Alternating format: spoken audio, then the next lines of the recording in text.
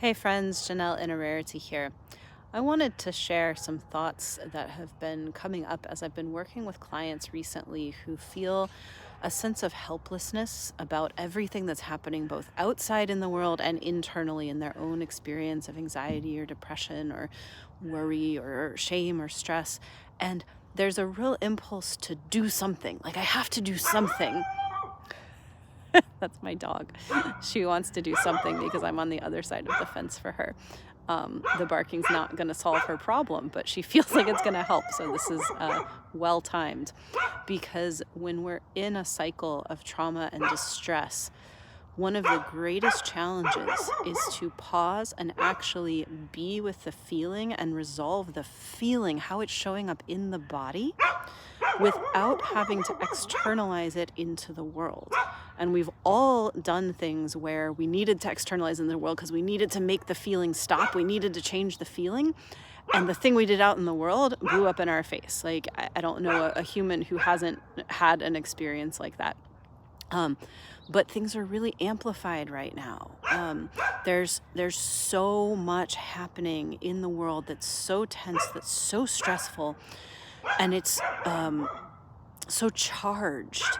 And that brings up whatever internal stuff is already there and makes it louder, makes it more intense, and increases that sense that we have to do something no matter what the something is. And that's the catch, right? It's not that you shouldn't do something. It's that when you're in a place of a really big reaction and trying to make your internal discomfort stop, that's when we get into trouble. When you're in a place of deep centeredness and awareness of your internal experience and even calm or resolve, and you can look clearly at a situation, that's the time to do something. That's when you're contributing to change that's positive. When you're in that state of a really big reaction, I just have to do something, I just have to make this feeling stop, I have to make the thing stop.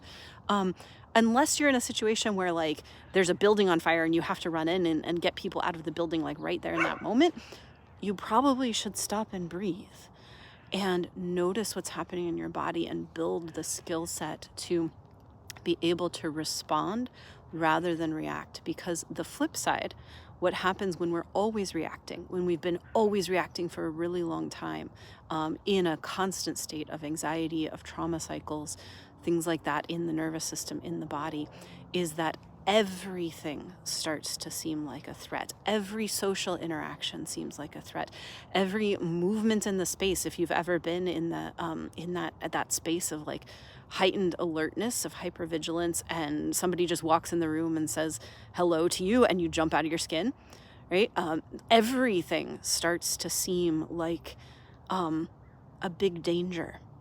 And the paradox of that is that when everything starts to seem like a big danger, you can't actually tell what's really and truly dangerous. And it can both cause you to not notice something that you really should be responding to, and it can cause you to over-respond to things that you don't need to be responding to. And so I'm saying that to speak to the part of your brain, the part of my brain, the part of all of our hard wiring that says, I need to be hyper vigilant because if I don't, I'll miss something. That the inverse is true. That when you are in a calm, steady state, you can truly respond. You can actually notice what's worth responding to and what you can let pass by, because you're not overreacting or underreacting.